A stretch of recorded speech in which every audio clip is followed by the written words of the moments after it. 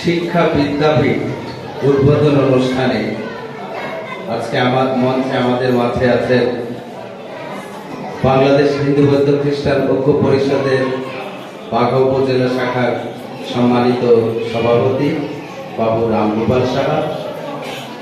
উপস্থিত আছেন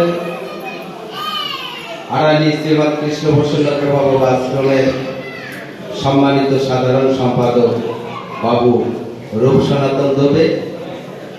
উপস্থিত আছেন আরানি ফুলবনেসা বালিকা বিদ্যালয়ের সম্মানিত সহকারী প্রধান শিক্ষক অর্পণা রানী হালদার সহ আরানি আশ্রমের বিভিন্ন পদাধিকারী সদস্যগণ এবং আজকের অনুষ্ঠানের সম্মানিত সঞ্চালক এবং আমার সামনে উপবিষ্ট সম্মানিত সুধী ভক্ত মণ্ডলী, সবাইকে জানাই আমার অন্তরের অন্তঃস্থল থেকে ভক্তিপূর্ণ প্রণাম। আসলে আজকে যে গ্রন্থটি উদ্বোধন শিক্ষার জন্য আজকে বিদ্যালয় তৈরি করা হচ্ছে, সেই গ্রন্থ সম্পর্কে আমার জ্ঞান অত্যন্ত কম। আজকে আমি অত্যন্ত আনন্দিত যে আপনাদের মতো যারা ভক্ত এখানে উপস্থিত হয়েছেন। আসলে এখানে গীতা গ্রন্থ শিক্ষা দেওয়া হবে, এই কথা শুনে যারা এখানে আসছেন তারা আসলে কম বড় ভক্ত না।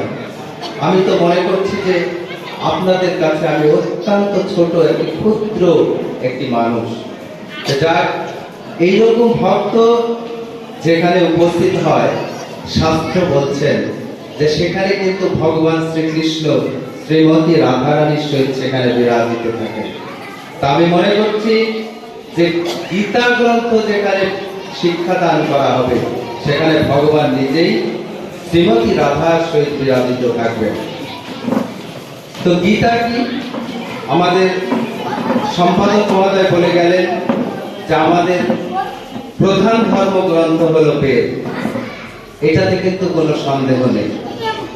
কিন্তু আমরা যেহেতু বেদের কাছে সবাই বুঝতে পারি না, তাই গীতা হলো সমস্ত শাস্ত্রের সারাংশ মাত্র। এই গ্রন্থটাও কিন্তু কম নয়। ভগবান শ্রীকৃষ্ণ তার নিজের মুখ নিঃসৃত বাণী গীতা।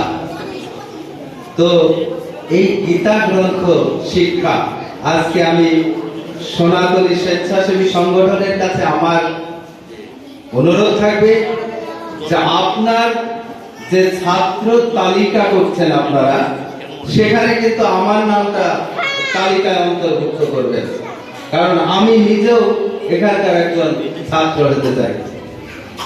কেননা গীতা সম্পর্কে আমারও তেমন কোনো জ্ঞান নেই। যাই হোক, আমি যতদূর গীতা সম্পর্কে যতটুকু জানি, একটি মানুষের গীতা হচ্ছে পূর্ণাঙ্গ জীবন বিধান।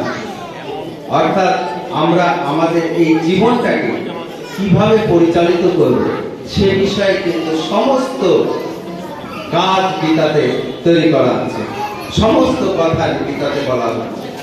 এখানে কর্মের কথা বলা হয়েছে।